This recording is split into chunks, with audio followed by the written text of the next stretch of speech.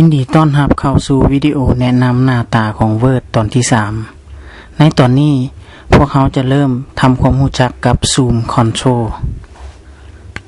ซึ่งแม่นเครื่องมือที่แสดงอยู่ลุ่มสุดของ Windows ใช้เพื่อขยายหรือย่อมุมมองของเอกสารตามความต้องการโดยการกดเมาส์ข้างไว้แล้วเลื่อนไปซ้ายในกรณีอยากให้เอกสารน้อยลงและกดเมาส์ลากข้างไว้แล้วเลื่อนไปขวาในกรณีอยากให้เอกสารใหญ่ขึ้นหรืออีกวิธีที่สามารถกดใส่ตัวเลขเปอร์เซ็นต์ก็จะมีซูมไดอะล็อกบอกปรากฏขึ้นมาในนี้ตั้งเปอร์เซ็นต์การขยายหรือย่อเอกสารได้ตามใจเช่นเลือก 200% 100% หรือ 75% หรือสามารถตั้งเปอร์เซ็นต์ตามใจในที่นี้ที่ห้องเปอร์เซ็นต์นอกนี้ยังสามารถ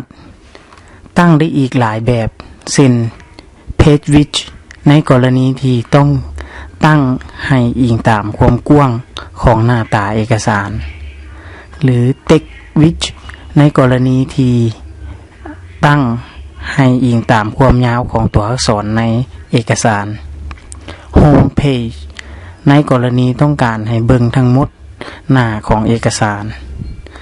หรือ Many Page ในกรณีอยากเบิ่งเอกสารหลายหน้าพร้อมกันในกรณีนี้ขอเลือกตั้งให้เห็นแบบ2หน้าลองเบิ่งเพียงแต่กดที่รูปคอมพิวเตอร์แล้วเลื่อนเมาส์ลงมาเลือกจำนวนหน้าตามต้องการแล้วกดโอเค Word จะแสดงผลตามที่เราต้องการเพียงเท่านี้ก็เฮ็ดให้ท่านสามารถเฮ็ดเวียกกับ Microsoft Office Word ได้สะดวกขึ้นมาฮอดนี้การแนะนำวิธีการเฮ็ดเวียกกับ Zoom Control ก็หมดเพียงเท่านี้พบกันใหม่ในวิดีโอตอนต่อไปขอขอบใจ